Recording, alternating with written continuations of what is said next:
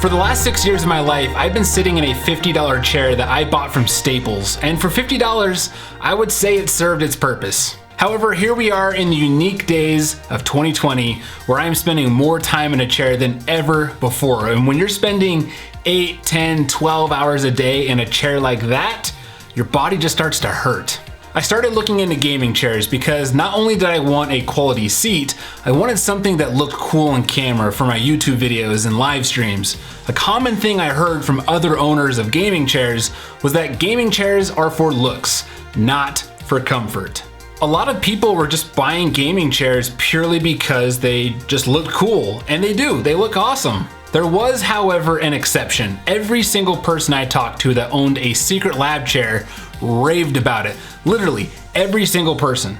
The scary part, $400 for the chair. I've never bought a chair for more than 50 bucks, and I was planning on dropping $200 for a gaming chair. So to double my already, in my opinion, really high budget was scary. At the end of the day though, I knew investing in a really good chair was the smart move. Again, I'm spending about 10 to 12 hours a day in this chair. That's literally half of the 24 hours I get in a day. So I pulled the trigger and I forked out the cash for a Secretlab chair. Now, Secretlab has three main models. There's the Omega, Titan, and the Titan XL.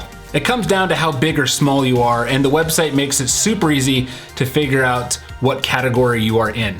For the context of this video, I am 6'3" and I weigh about 240 pounds. Yes, I've got some weight to lose. So I got the Titan model, which is $400. For $30 more, you can get a seat with fabric weave, but I've got two little girls that run around my house who sometimes, well not sometimes, a lot of times, hijack this office and turn it into a playroom. So the idea of their hands covered in who knows what that day, touching my fabric chair, sounds like a nightmare to keep clean. So I went with the leather model with the orange accent, which helps keep the theme of the channel. When the box arrives, it's pretty heavy and just really big and awkward, so you're going to need to have someone else help you if you're planning on moving it upstairs after it's delivered. If you are like me and you have it in the basement, then you can just slide it down and pray it doesn't break, which I did, and everything was fine.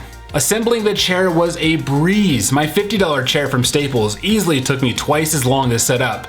When you open the box, their step-by-step instructions are printed on this huge card, which is both amusing and super helpful when you're a one-man show who doesn't have time to hop back and forth between setting up your chair and then flipping open the pamphlet and trying to read it and all that crap. Secretlab was very intentional with how this chair was packaged. They thought through every detail, from the giant instructions to providing you with a toolkit with everything you need to set this chair up. In other words, you get what you pay for. It was just really well packaged, and those details didn't go unnoticed.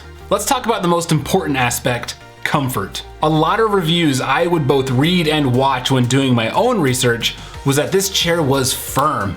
It was not the cushy cloud that they thought they would be sitting on. So hearing that, I was, dropping $400 on this chair, I was nervous. Yes, it does have a firmness to it, but it's a firmness that just feels dang good.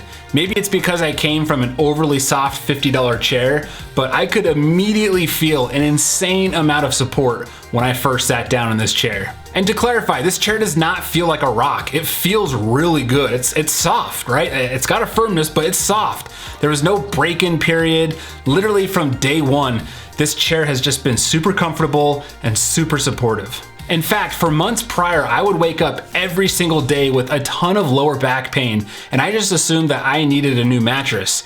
I was getting ready to drop $1,000+ on a mattress, but within a few days of using this chair, I stopped waking up with back pain. And 2 months later, still no waking up with lower back pain. Coincidence? Maybe. Speaking of comfort, this chair comes with a memory foam pillow that straps to the back of the chair. You can easily just pull it off, put it back on, and it's so nice when you just need to sit back and you've got some ideas you gotta think through and your neck has that support. It's nice to have. And if you get really tired, this chair goes way back, and I mean way back. Yes, it will support you, and yes, 2 months later into this chair, it still scares me to go back that far, but you can literally sleep through the night on this chair if you had to. So if you get a lot of trouble with your wife, this might be a fantastic chair for you.